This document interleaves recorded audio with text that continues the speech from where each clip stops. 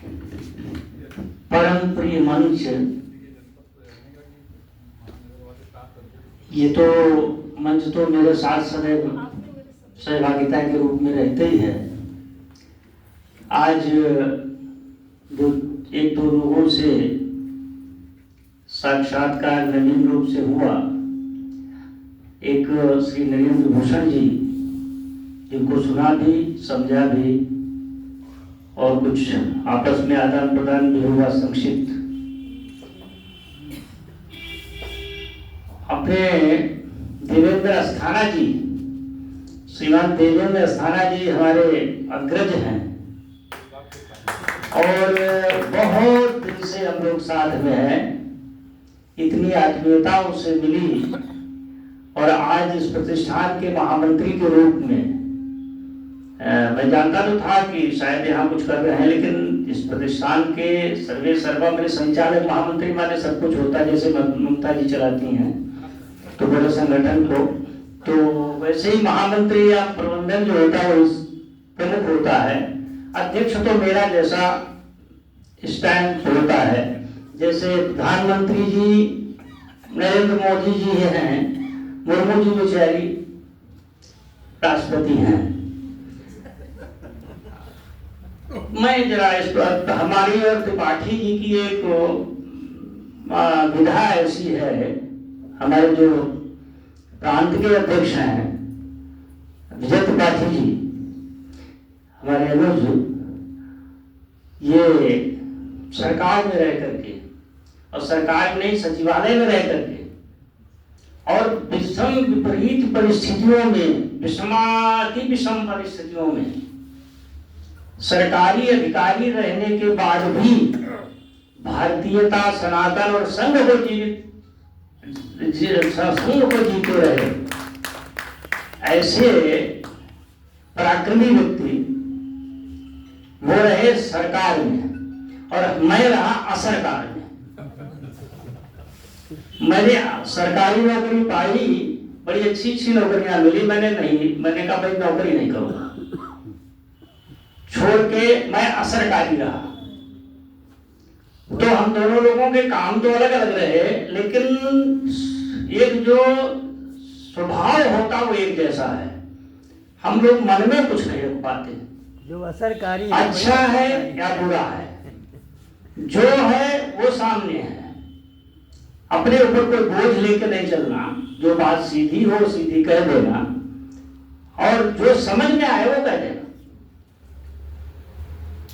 तो मुझे लगा जो संघ, उसमें एक तो है कि विशाखा संगठन आता है, मैंने लिखा है कहीं। मैं कई जगह फेल हुआ क्यों, मैं संघ का विद्यार्थी नहीं था, संघ में कभी मैं गया नहीं। संघ ने मुझे आत्मसात कर लिया, कब कर लिया मैं जान नहीं पाया। माननीय ओम प्रकाश जी से संपर्क हुआ, उन्होंने ऐसा जोड़ा कि वो जुड़ गए। तो मैं कभी कभी फेल होता हूँ संघ के कार्यों में, और मैंने सीखने का बहुत प्रयास भी नहीं किया। अपना काम समाज सेवा था, समाज का कार्य है और समाज सब संघ के, मैं पहले समाज सेवी था तो मैं अपने को बड़ा समाज सेवी समझता था, लेकिन जब वो माननीय ओम प्रकाश जी जैसे लोग, बाई जी जैसे लोग, या अपने संघ, अपने विराज संघ को थोड़ा पढ़ा, तो ऐसे ऐसे लोग हेडगेवार जी से लेकर के अद्यतन जितने भी हैं सब जो घर बार छोड़ करके समाज की सेवा के निकल पड़ते हैं। तो मैं सोचता हूँ एक दिन घर छोड़ना आदमी के लिए मुश्किल है, बेचारे पूरा परिवार, पूरा संसार छोड़े घूम रहे हैं समाज के लिए, तो उनसे बड़ा कौन हो सकता है। इनके साथ लग लो, तुम समाज से भी मत बनो खाम खा के। समाज में, गाँव में, घर में, परिवार में रहने वाला आदमी क्या समाज सेवा करेगा? वो स्वार्थ ही तो उसके साथ जुड़ा है, उसका परिवार भी उसके साथ जुड़ा है। तो इसलिए इन्हीं में जुड़ लो, तुम भी कुछ माने जाने लगोगे। तो अब मैं आया इस पे, अपने संघ पे। भजन्ति ते मोर धियः परावरम भवन्ति माया विषयेन मायिना। किरातार्जुनीय में भारवी ने कहा, लोगों ने मेरे भारत पर आकर के पदाक्रांत किया, रूप बदल करके, नाम बदल करके, अपने विभिन्न प्रकार के उपक्रमों को बदल करके आकर हमारे ऊपर शासन किया। हम थे वसुधैव कुटुंबकम को जीने वाले भारतीय, लेकिन हमारे पास सब कुछ था जिसे हमने विस्मृत कर रखा था। हमारे जनमानस ने महाभारत काल के बाद जो अपना स्वरूप बना रखा था प्रशासनिक, उसमें महाभारत काल में जितनी विशिष्ट हमारी प्रतिभाएं थी लगभग समाप्त हो चुकी थी। उसके बाद राजाओं का युग आया। उसमें हमने आते हैं जब महोबा से लेके बुंदेलखंड में तो पढ़ते हैं जाकी विद्या नीकी व्याख्या तरीका जगल ले दिया है। उनकी केवल सत्ता लोलुपता और स्त्रैण हो जाना राजाओं का, और छोटे छोटे शुद्र अपने स्वार्थों के लिए अपनों को ही काट डालना, मार डालना। और यहाँ के बाद में जब हम आते हैं, जब अंग्रेजों ने मुसलमानों ने हमारे शासन किया, उस समय हमारे ही लोग राणा प्रताप के खिलाफ रहने वाले कितने लोग थे, वो सब वही उन्हीं के लोग थे। ये हमारी भारतीय स्थिति बन चुकी थी राजतंत्र की। हमारे एक दूरदर्शी महामना ने, हम इतने गढ़ चुके थे, इतने मिट चुके थे, इतने निपट चुके थे, इतने गहरे में थे कि कुछ भी कर नहीं सकते थे। अंग्रेजों ने शासन तंत्र में बांध दिया पूरे भारत को।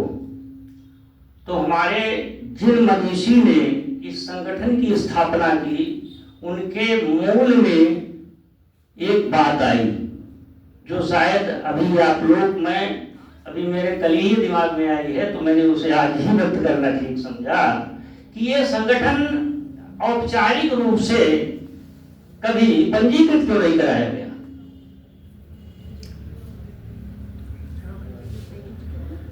जैसे ही पंजीकृत कराते वैसे ही हम तंत्र के अधीन हो जाते। पंजीकृत मैं हूं, मैंने जीवन में पंजीकरण झेला है, संस्था चलाई है, तो मैं जानता हूं कितने दुख दर्द होते हैं।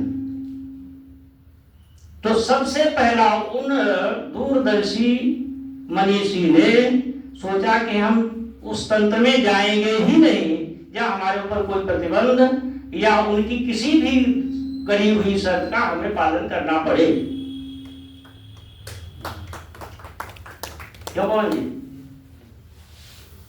आज तक संघ हमारा जो है वो किसी तंत्र में तंत्रित नहीं है, स्वतंत्र में है। स्वतंत्र तो मतलब अपना तंत्र है और हम स्वतंत्र हैं। स्वतंत्र के दो अर्थ हैं, अपना तंत्र है और हम पारतंत्र से अलग है, पृथक है। पहला संघ समझा, मैंने जो संघ समझा, क्योंकि मैं पहले से पंजीकृत हूं। मैंने पहला गलती क्या की कि मैंने पंजीकरण अपना करा लिया सन 81 में, तो पूरे जीवन भर उस तंत्र को झेला। तो मुझे लगता है उन्होंने पहली दूरदर्शिता क्या की थी कि हम परतंत्र में नहीं रहेंगे। और ये मैंने जो वाक्य पहले किया क्रियाकार्य को, भवन्ति माया विश्वेन मायना सखे साक्ष्यम समाचार्य टेट फाटेट, मतलब तुमने जिस तरीके से हमारे ऊपर तंत्र किया है, तो हम भी इसी तरीके धीरे धीरे धीरे धीरे धीरे प्रसार अंदर अंदर करते करते आएंगे और एक वैश्विक क्षितिज पर जब तक जाएंगे जब तक तुम जान ही नहीं पाओ। तो ये संघ है। बाकी तो पवन जी से बढ़िया तो बताने वाला है नहीं, इन्होंने पूरे देश को बता रखा है और पूरे देश में जय जयकार कर रखी है। तो संघ और क्या नाम संगठन तो ये बताते हैं। मुझे तो थोड़ा बहुत जो समझ में आता है मैं आपस में बात कर लेता हूँ और बस मुर्मू जी जैसे आकर के अपना काम कराता हूँ, संगठन का चलाता हूँ, चलाऊंगा और पूरे देश को बहुत आगे ले जाना है साहित्य परिषद को। और आप सबसे मिलता जुलता है वही संस्था में, ये हमारी एक कामना है।